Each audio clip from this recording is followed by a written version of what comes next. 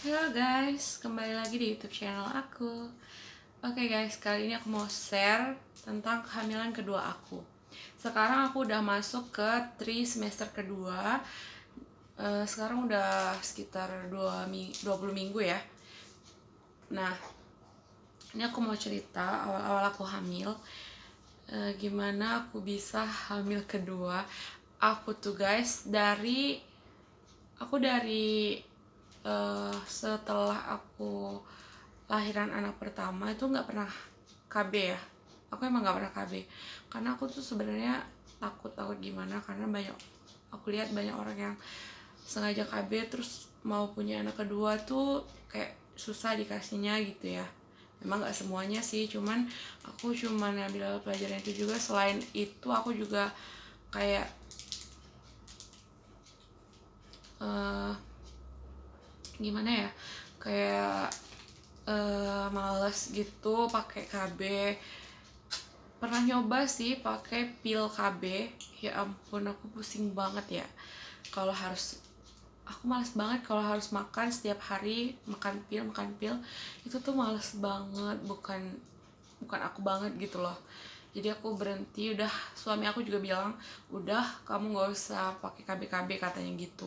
Kalau emang udah dikasih rezeki lagi ya alhamdulillah katanya gitu. Jadi aku putusin buat nggak pakai KB. Nah, setelah aku lahiran tuh aku menyusuin kan, jadi aku tuh nggak sempet diet gitu. Jadi aku masih makan ya porsi ibu menyusui gitulah, makanya kenceng ya, karena cepat banget berasa lapar. Terus setelah itu anak aku tuh udah umur hampir 2 tahun ya, 1,8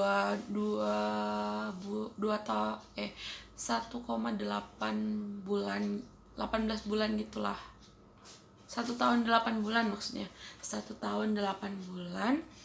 Kemudian aku mutusin buat diet karena anak aku juga kan udah makan nasi udah banyak, terus asinya juga nggak begitu inilah kenceng lagi kayak yang awal-awal gitu ya. Jadi aku putusin buat diet. Masih menyusuin sih, tapi aku putusin buat diet.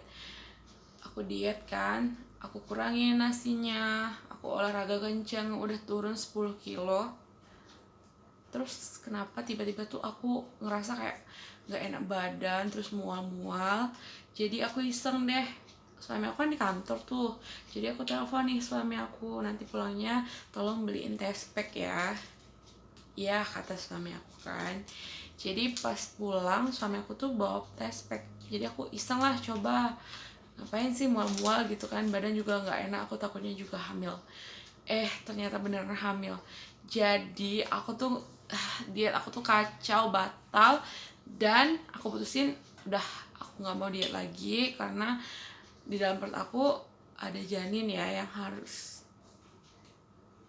perlu aku kasih nutrisi. Jadi suami aku juga bilang kamu nggak usah diet dulu, dan udah aku makan kayak biasa lagi. Tuh 10 kilo yang turun kemarin udah gak berarti lagi, jadi nambah lagi badan aku. Nah, setelah itu kami cek ke dokter kandungan, hasilnya positif kan, udah dites tadi. Kemudian kita seminggu kemudian kita langsung ke ke dokter kandungan.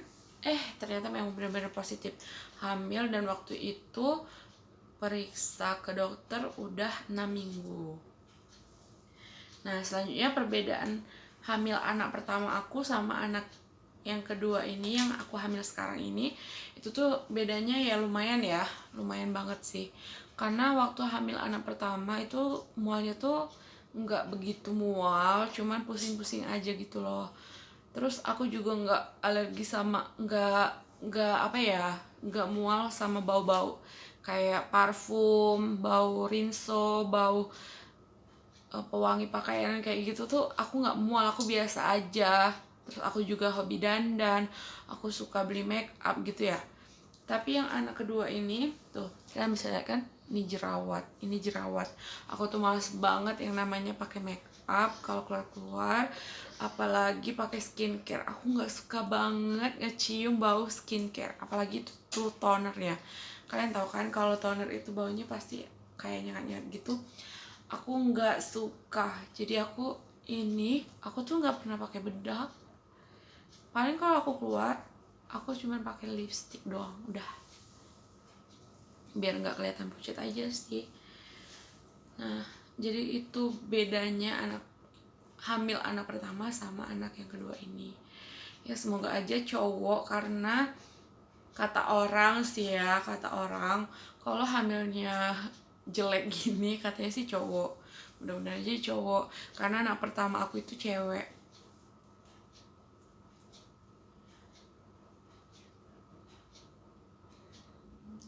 Dan kehamilan yang kedua ini tuh mualnya tuh lumayan ya. Kemarin waktu masih 1-2 bulan kehamilan itu, ya ampun, itu tuh aku ngerasa kayak harus pakai masker kemana-mana gitu.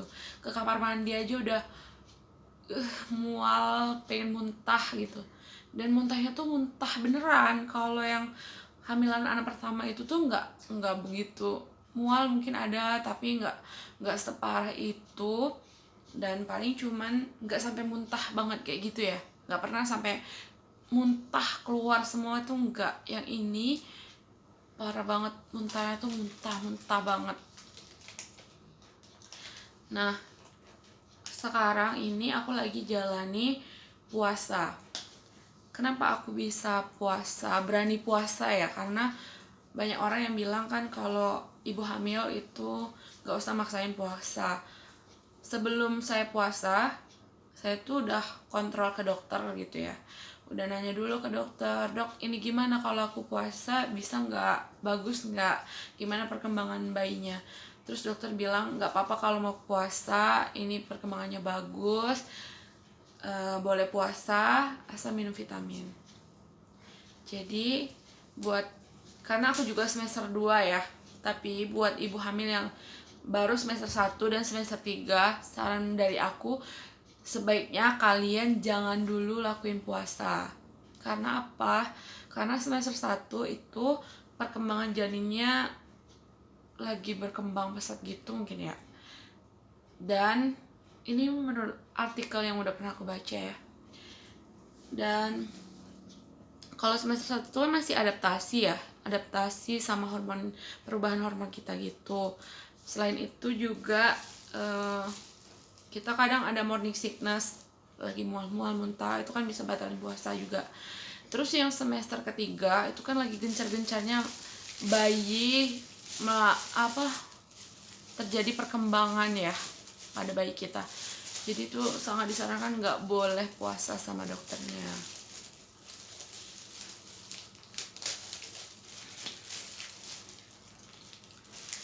Jadi saran aku buat ibu hamil di rumah, jaga kesehatan, tetap stay at home, jangan kemana-mana dulu karena ibu hamil rentan banget sama yang namanya virus.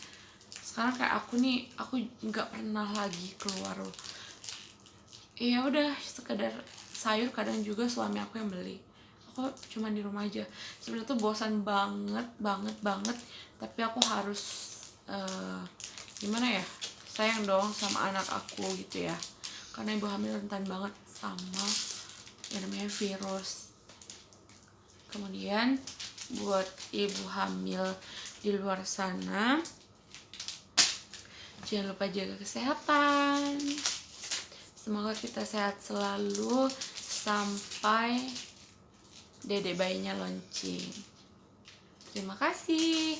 Jangan lupa subscribe, like, dan komen ya. Karena subscribe itu gratis.